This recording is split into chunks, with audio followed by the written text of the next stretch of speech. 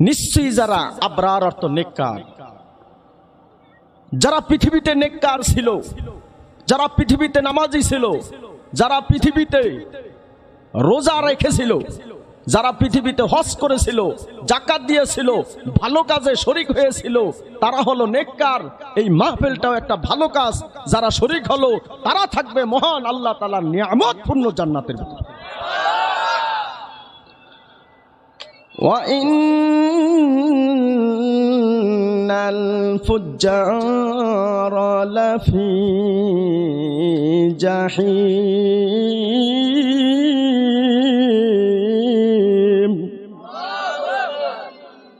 আর আল্লাহ তাআলা তার স্বয়ং কোরআনই বলতেছে, যারা পাপিষ্ট গুনাহগার, দুনিয়াতে নামাজ পড়ে নাই, দুনিয়াতে রোজা রাখে নাই, হজ করে নাই, যাকাত দেয় নাই, আল্লাহর দ্বীনের কথাকে কটূক্তি করেছিল, তারা থাকবে জাহান্নামে।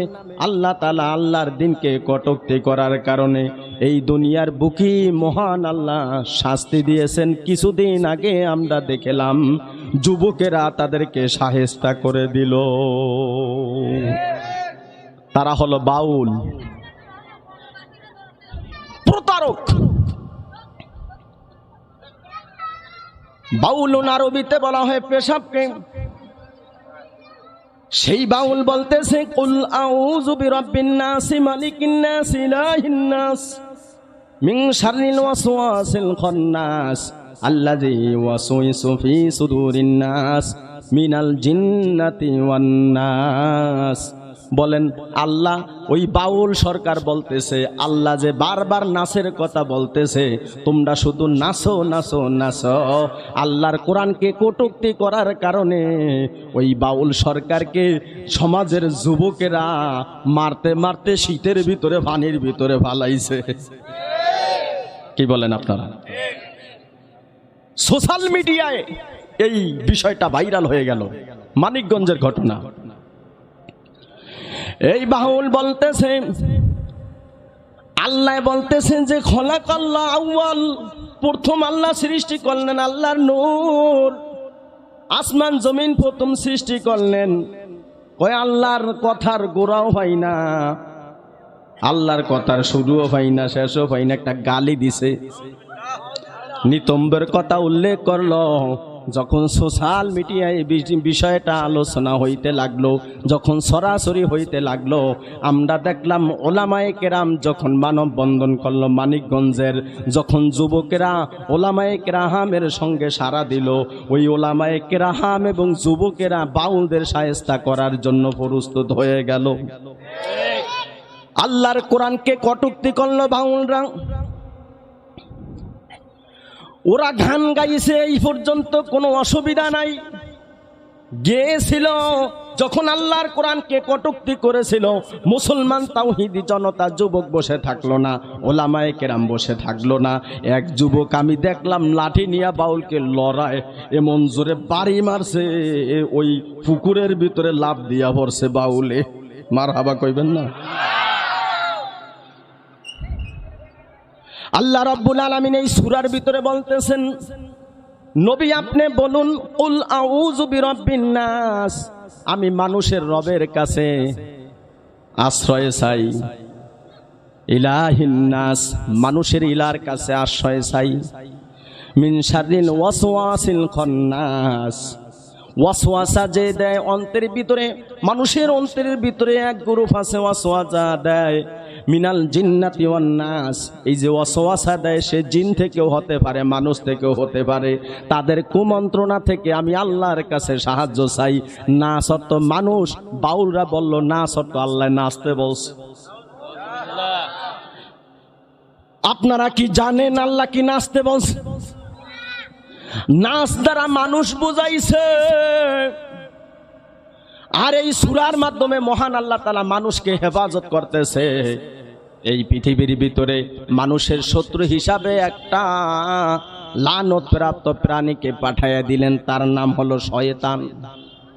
শয়তান একটা জিনের বংশ থেকে, ওই শয়তানের কুমন্ত্রণা থেকে, ওই শয়তানের ধোঁকা থেকে বাঁচানোর জন্য কোনো বান্দা যদি সকাল সন্ধ্যা সূরা ফালাক এবং নাস তেলাওয়াত করে, মহান আল্লাহ ওই বান্দা এবং বান্দিকে শয়তানের কুমন্ত্রণা এবং মানুষের শয়তানের কুমন্ত্রণা থেকে হেফাজত করে। قل أعوذ برب الفلق من شر ما خلق ومن شر غاسق إذا وقب ومن شر النفاثات في العقد ومن شر حاسد إذا حسد। মানুষের মধ্যে এক শ্রেণীর লোক আছে যারা জাদু করে। আল্লাহ নবী মুহাম্মদ সাল্লাল্লাহু আলাইহি ওয়াসাল্লাম বলেন, আস-সিহরু হাক্কুন, জাদু হলো সত্য। যারা জাদু করে তারা অধিকাংশ কুফরি করে। যারা জাদু করে তারা অধিকাংশ কুফরি করে। আমার জানা সত্ত্বে একজন হুজুর টাকার লোভে পড়িয়া একটা মুসলমান হইয়াছে, আর একটা মুসলমানকে পেশা পর্যন্ত খাওয়াইল মিষ্টির ভিতরে করিয়া। কথা কয় না? আপনি জাদু করবেন না, আপনি তাবিজ বিক্রি করেন, অসুবিধা নাই। কারণ পাকিস্তানের মুফতি একটা ফতোয়া ওসমানী লিখেছেন, তিনি জাস্টিস বিচারপতি তকি ওসমানী, তিনি একটা ফতোয়া ওসমানীর ভিতরে লেখলো যে যখন সেহের করা হয় তখন হিন্দুরা অধিকাংশ জাদু করে, সেহের করে। তাদের সেহেরগুলা কাটার জন্য আল্লাহর কোরআনের আয়াত আছে, রসুলের হাদিসের ইবারত আছে।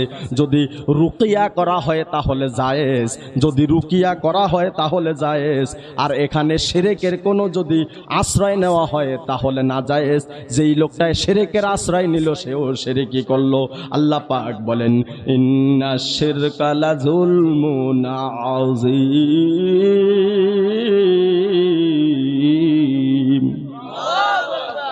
পৃথিবীতে কেউ যদি কোনো বাচ্চাকে বলে তুমি আমাকে আব্বা বলো, দেখবেন ওই বাচ্চাটা গালি দিয়ে দৌড় দেয়। নিজের বাবার সঙ্গে অন্য কাউকে বাবা বানাইতে চায় না, শিরক করতে চায় না। আমার আল্লাহ বলেন, বান্দা তুমি আমার সঙ্গে শিরক করিবে না। যদি শিরক করো তাহলে আমার উপর হবে জুলুম। মুসলমান বান্দা আল্লাহর গোলাম, শিরক মুক্ত জীবন গ্রহণ করার জন্য আপনাকে শিরক থেকে বাঁচার জন্য কি কি করা লাগবে সেইগুলো জানা লাগবে। কথা বলেন। তাবিজ দেওয়া জায়েজ আছে, রুকিয়া করা জায়েজ আছে, তবে কোরআনের আয়াত এবং হাদিসের ইবারত হতে হবে। ভুল বুঝবেন না। যারা কোরআন হাদিস ব্যাখ্যা করলো, আমরা যারা দারুল ইফতায় পড়লাম দেখি বিড়ি টানাও জায়েজ আছে, তবে বিড়ি টানলে দুই শ্রেণীর লোক কষ্ট পায়। এক শ্রেণীর লোক হইল তার স্ত্রী, দ্বিতীয় শ্রেণীর লোক হইল মসজিদে আসিয়া বিড়িখোর যখন নামাজে দাঁড়ায় তার পাশের নামাজে কষ্ট হয় কিনা বলেন?